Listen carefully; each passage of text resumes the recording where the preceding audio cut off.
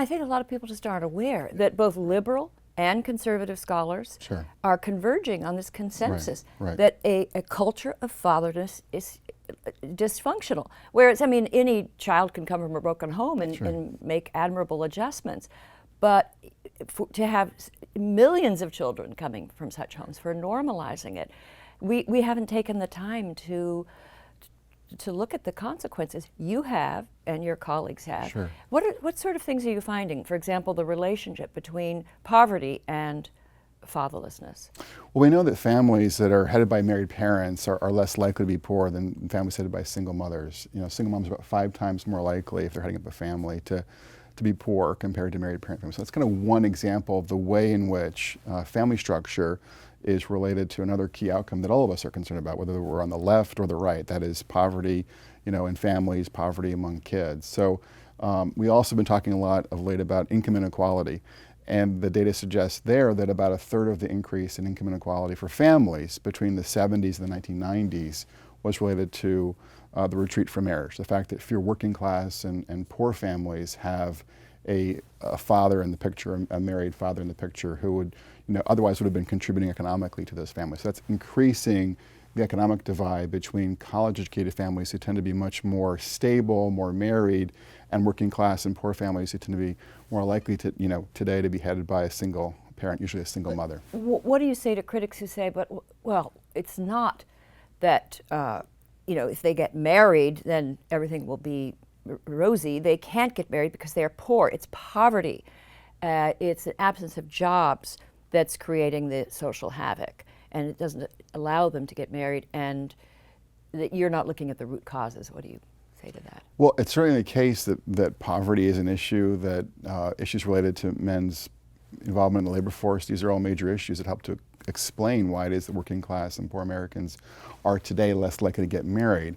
But that's not the whole story. And if we look just historically, for instance, at the 1930s, you know, at the height of the Great Depression, there was no dramatic increase in family instability, no dramatic increase in single parenthood, no dramatic increase in divorce. So, you know, part of what's happening right now is that the sort of changes in our culture are interacting with changes in the economy in ways that make working class and poor relationships more fragile and less likely to either end in marriage or to kind of go the distance. So, you know, class matters in all this, but also I think we have to acknowledge the ways in which sort of culture matters and changes in the culture matter. Yeah, I know in our colleague Charles Murray, in his book Coming Apart, he mentioned how you go back to the 40s or 50s and you look at the wealthy, you look middle class and poor. And of course, the wealthy had better things and lived at a much higher level of you know, prosperity, obviously. But in many other ways, there weren't exact same levels of marriage, but very close. Yeah. And family stability, and also connection to community. And that it appears that when you're married and staying with your family, there's more likelihood to be involved in schools and clubs and, you know, social organizations. And that Charles mentions that today a lot of people say, oh, well, it's not Ozzie and Harriet anymore.